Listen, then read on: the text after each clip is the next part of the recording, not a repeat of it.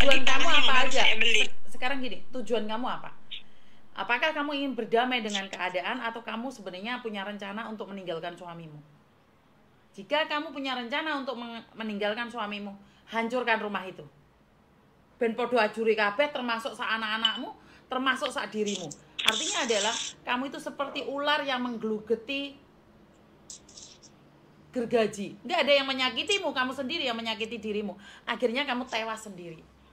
Tetapi jika kamu ingin berdamai dan semua baik-baik saja, lepaskan apa yang ada dan mertuamu nggak akan pernah menjual tanah itu. Kenapa? Gak panas-panasan. Kamu gak panas, mertuamu gak panas. Lek aku milih ngalah, aku sudah lemah, tak bangun dewe, aku cuman ngomong deh sing kuasa. Muga-muga kerjaanku api-api ayah, aku dikasih kesehatan. Kan Miss Yuni selalu bilang, manusia itu punya ujiannya masing-masing. Manusia kalau semuanya baik-baik saja, maka pekerjaannya yang gak baik. Semuanya baik-baik aja, pekerjaannya baik, keuangannya tidak baik. Keuangannya tidak baik, semuanya baik-baik saja, kesehatannya gak baik. Kamu masih beruntung punya suami baik, anak baik, majikanmu baik, pekerjaanmu baik, uangmu baik. Kamu cuma kurang satu, mertuamu yang gak baik. Ya udah, daripada kamu yang sakit katang-katang dek ranjang, tapi semuanya baik, percuma. Apa nggak lebih mahal kesehatanmu dibandingkan dengan harta 250 juta? Itu menurut saya ya, karena selebihnya hanya kamu yang tahu. Karena rumah tangga itu punya ujian masing-masing. Saya kasih tahu kamu, saat saya muda sama Pak Tony, ujiannya apa? Ujiannya apa? Di keuangan. Tetapi saat tua, keuangan kami stabil, mertua stabil, anak stabil, kesehatan. Saya ini sakit-sakitan loh, Mbak. Jujur saya itu nggak sehat-sehat banget seperti yang kalian lihat. Saya itu punya banyak sekali penyakit. Saya itu banyak sekali penyakit. Saya itu nggak selesai dengan minum obat. Kenapa saya selalu membantu orang? Kenapa saya selalu memberikan pertolongan sama orang? Karena saya tahu, saya kapanpun bisa dipanggil Tuhan. Nyawa saya itu nyawa yang kedua, hari ini tuh nyawa saya yang kedua. Karena itu saya tidak ingin bikin onar dengan siapapun. Saya tidak pernah ingin bertengkar dengan siapapun. Saya juga tidak ingin menipu siapapun. Karena sewaktu-waktu saya itu dipanggil Tuhan. Tetapi yang sakit bukan jaminan, bukan tiket untuk pergi duluan. Anda yang sehat, itu bisa dipanggil kapanpun. Kenapa kamu harus sibuk bertengkar dengan suamimu? Kenapa kamu harus sibuk bertengkar dengan orang tuamu? Kamu harus sibuk bertengkar dengan rumah. Sementara nyawamu sendiri aja kamu nggak bisa garansi berapa lama. Ngerti nggak? Mbak, jangan handphonenya, jangan diesek-esek, Mbak. Loro, Mbak. Mbak, handphonenya aja. Woi. Miss Mar. Handsetnya sakit di telinga saya. Oh, saya ini Mas ambil tisu barusan maaf Miss. Paham ya? Jadi saya nggak bisa ngomong. Kalau kamu mengurusin terus sakit hatimu selamanya, kamu nggak akan selesai dengan masalahmu. Ngerti? Ya Mas, sudah lega sekarang aku Mas. Sudah lega ya? Kasih Mas. Terima kasih ya. Jadi aku jadi aku punya rencana ke depannya lagi, jadi ya Miss ya. Punya rencana udah yang lalu udah biarin aja deh. Ingat, saat kamu sakit hati, kamu katakan pada dirimu sendiri, iblis, kamu tidak bisa menguasai saya. Saya yang akan menguasai kamu. Dan saya akan baik sama suami saya akan baik dengan mertua saya. Saya tidak akan pernah membenci keluarga saya sendiri. Ngerti? Katakan pada dirimu sendiri saat kamu ingat betapa sakitnya mertuamu ngomongin kamu. Kamu bilang, iblis, saya sudah memaafkan mertuaku. Ngerti? Iya Miss. Udah? Lega? Iya Oke. Miss. Terima kasih. Terima kasih ya. Miss. I love you. Iya. I love you. I love you Miss. Kalau kalian nggak bisa berdamai dengan diri kalian sendiri, kalian akan sakit selamanya.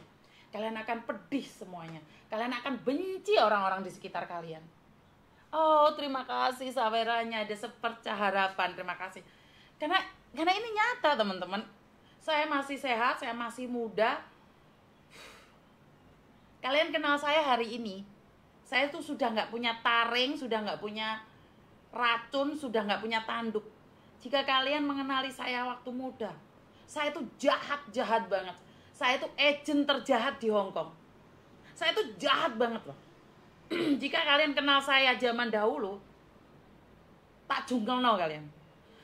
Zaman biyen untungnya itu nggak ada yang namanya syuting-syutingan, nggak ada yang namanya rekam-rekaman. Saya itu jahat banget teman-teman, saya itu tahu banget. Cuman saya konsepnya satu, saya tidak pernah menipu orang, korupsi duit orang. Saya gak pernah tumpah-tumpahan be orang. Itu prinsip ya. Saya tegas, saya kereng, saya judas, saya cerewet. Tetapi saya tidak pernah menipu orang. Saya dari dulu itu selalu membantu orang. Tetapi saya itu kejem. Jadi sekarang ini saya kuis kasarannya orang ngomong apa sih? Apa sih? Saya lebih apa, racun saya sudah habis, tanduk saya sudah habis, emosi saya sudah habis. Kenapa? Saya sudah ditegur Tuhan. Aku ki mari jungkel rek, aku ki mari kasarane ngomong mari mati. Ini nyawa wis kehidupan yang kedua. Loh, nuruti emosi wis tuwek aku iki kasarane ngomong. Sunguku wis gak ono meneh, wis potol kabeh iki sungune iki. Kalian lihat saya kalem loh. Sekalian lihat saya masih muda mbiyen. Beh, omong aku iki tuh ngelarani intil-intile jaran. Rambut sitok cepot iku, rambut sitok cepot sampean. Rambut kalian jatuh satu, yo aku lek berik-berik iku. Iya pernah. Tetapi sekarang saya tahu bahwa saya tuh dulu diperalat oleh iblis untuk menyalurkan emosi. Saya sekarang tidak ingin dikontrol oleh emosi. Saya sekarang ini tidak ingin. Tujuan saya, untuk hati teko Jocelyn. Saya tujuan apa? Memberikan edukasi. Kenapa saya lemah lembut, saya mudah memaafkan walaupun orang tersebut sudah menyakiti saya secara totalitas. Ketemu saya salaman, saya legowo. Kenapa? Saya pernah lebih jahat dari dia. Saya pernah lebih busuk daripada dia. Karena itu saya memaafkan orang lain, karena saya sendiri memaafkan diri saya sendiri. Saya memberikan peluang pada diri saya sendiri. Peluk jauh dari Bali, terima kasih. Jadi enggak ujuk-ujuk kok yang ini ya Mbak Rahayu. Enggak. Jadi karena apa ya? Karena ini malah ilmu yang saya dapatkan.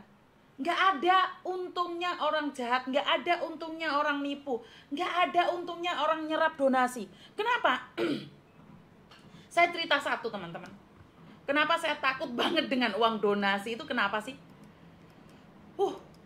Ceritanya ada salah satu, saya tidak menyebutkan satu organisasi atau agama, ini perorangan, dimana saat masih muda kita sama-sama menggalang donasi, dan dia melakukan itu secara brutal, dapatnya banyak. Saya sebagai pengawas di situ, tetapi larinya uang begitu cepat, saya nggak tahu kemana. Dan saat ditanya, semuanya tidak bisa terungkap. Saya kecewa, saya marah, dan saya pergi. Karena saya tidak tahu harus mengekspresikan diri sendiri. Saya menjadi diri saya sendiri. Dia menjadi dirinya sendiri. Saat dia menolong orang lain, dia selalu meminta imbalan. Saat menolong orang lain, kalau kamu tidur sama saya, ya saya bebaskan kamu. Kalau kamu, karena saya dulu di Mako ya, tentunya kalian tahu ya saya di Mako. Jika kamu pingin saya bayarin dendamu di Makau, kamu harus tidur sama saya akan bantu kamu. Itu ceritanya cewek ya, tapi itu ya. Dulu masih sama-sama TB. Jadi ada orang yang melakukan seperti itu. Dan apa yang terjadi teman-teman? Saat uang donasi, saat uang anak-anak dikorupsi, dia masih sehat saja. Dan apa? Tahu nggak apa? Saat dia meninggal tubuhnya busuk. Itu pasti. Tapi sebelum meninggal tubuhnya udah busuk. Tubuhnya itu ada bau-bau busuknya. Kenapa? Karena kau kan ngapusi uang. Kau kan ngapusi uang. Metamit jabang bayi. Kenapa saya uang donasi kekewet dan kekecil? Manusia tetap akan busuk. Tetapi kalau busuk diranjang, sebelum nyawa dicabut, kebayang gak seperti apa? Sikile bosok, tangane bosok. Ayo, ate dadi apa weh? Masih mudanya ya sama, gagah-gagahan. Siapa sih yang muda nggak gagah? Siapa sih muda yang nggak cantik? Siapa? Saya nanya siapa? Terus saya masih muda ya cantik ya ayu. Wes tuwek ya kekrep. Intinya adalah uang donasi itu saya sangat takut. Saya tidak perlu mempertanggungjawabkannya pada donatur atau netizen, tetapi sama Tuhan saya. Kenapa saya pingin dievaluasi? Iki rek duwe sakmene rek entuk sakmene rek. Biar saya diingatkan oleh manusia. Saat kita diingatkan sama Tuhan, loro rek wedi. Mari aku iki san. Aku wis mari dadi kembange amben 3 wulan. 3 bulan saya diranjang. 3 bulan saya diranjang. Wis mari menikmati karma jahat iki wis mari. Ora guyon. Sikil iki wis mari potol. Sikil saya itu habis potol. Potol itu apa sih bahasa Indonesianya? Apa sih potol itu? Wah, enggak lah kalau Kamboja enggak sampai 200 juta. Siapa yang ngomong Kamboja 200 juta? Enggak kok. Enggak, kalau Kamboja enggak 200 juta. Potol itu apa? Tugel. Enggak diamputasi rek, tak wetek kon nggo. Oto sikilku iki. Iki ne ceklek, iki nyapotol. Enggak kecelakaan loh. Kepreset tuh. Potol sikilku. Makanya aku saiki gak wani ugal-ugalan, tukaran mbek wong, sombong-sombongan mbek wong. Wedi. Aku iki wedi. Ora wedi mbek kalian, wedi mbek awakku dhewe. Iya mana? Lek patah tulang. Bukan rek, ini nih protol iki lho. Ini nih lho. Apa sih ini yang ngarani? Iki apa sih ngarani? Dengkul iki ajur. Ini punya saya tuh ajur. Nanti saya akan upload ya. Kejadian 2017. Iki potol, iki sikil iki potol. Enggak bisa mlaku, bukan kropos atau wendang engko kropos engko. Umumnya kropos untu je utuh aku, tulang utuh, kropos. Dengkulen, iya dengkul patah. Bukan patah, Mbak, lek patah kan ceklek ya. Iki protol. Ora retak iki tempurung kaki. Iya, ora retak. Coplot. Alah karep mulare rek. Geser, orang geser, kok iso nggeser piye to? Alah fotone di HP sitok iki.